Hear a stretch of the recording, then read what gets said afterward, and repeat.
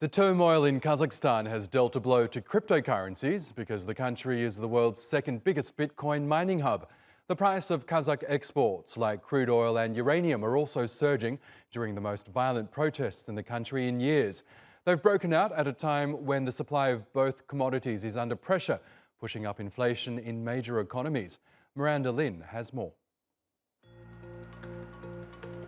When China issued a blanket ban on cryptocurrencies last year, companies that were displaced moved shop to nearby Kazakhstan. There, they enjoyed the security of a stable government and an abundant supply of cheap energy from coal. It was an influx so quick that in a matter of months, Kazakhstan became the world's second largest Bitcoin miner. The investors are attracted primarily by the electricity prices, even though they are not the cheapest here compared to the United States. But if you compare prices to those in other countries, prices here are acceptable for investors. But this safe haven has turned into hostile ground. Anti-government protests over the rising cost of living have turned deadly, with dozens killed over the past week. In an attempt to quell the violence, Kazakh President Kassym-Jomart Tokayev has ordered the suspension of internet services. As a result, 15% of the world's Bitcoin miners are now off the grid, leading to a steep drop in the price of the token. And the crisis is having wide-ranging consequences outside the cryptocurrency sector. Kazakhstan also accounts for 40% of the world's supply of uranium. And on top of that, the nation's a major oil exporter. Prices of both commodities have risen amid the turmoil. As the costs mount, the United Nations has called for a de-escalation. What is clear is that all demonstrations need to be peaceful. People have a right to express their grievances. It needs to be done peacefully. And security forces need to protect that right and show and act with restraint. But the Kazakh president seems to be ignoring these calls.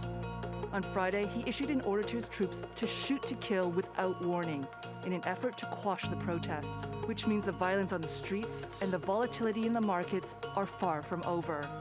Miranda Lin, TRT World. Let's get more on this now with Assel Tutumlu. She's a Central Asia and Kazakh affairs analyst at the Near East University. She joins us now from Nicosia in the Turkish Republic of Northern Cyprus. Good to have you on the program, Assel. Kazakhstan's president has made the rather drastic order for security forces to basically shoot to kill protesters without warning. How typical is this response to civilian protests in this country? Well, we need to be very clear that the official line of the government separates the protesters from the bandits, and actually it calls them the terrorists. It counts approximately 20,000 people who belong to this group, who have been engaged in various violations, including arson, stealing of various goods and looting, and actually physically beating people who potentially might have been innocent citizens, protesters, and so on. So the official line of the government is that this particular warning is aimed not towards the protesters themselves, but actually to the people who have been engaged in certain terrorist activities that actually terrorized the residents of the city. And indeed, we have seen brigades of people. We still don't know where they actually come from, who they belong, who is actually managing them. But these brigades were very well organized. They had the transportation and logistics covered. They knew exactly what type of buildings and infrastructure they wanted to take control of, particularly military bases, some of the law enforcement institutions, tele and radio stations. So indeed, in that sense, it is actually a warning that's aimed towards them rather than the protesters themselves. Can I ask you more about Kazakhstan's economy now? Because as we heard in Miranda's story there, the turmoil in the country has affected oil and uranium markets as well as cryptocurrencies. Where does Kazakhstan get most of its income from? The majority of income comes from the sale of liquid liquid petroleum and natural gas. We also have other raw materials, including some metals, ferrous and non-ferrous. We also export grain abroad. So the majority export actually consists of the commodities, primary commodities.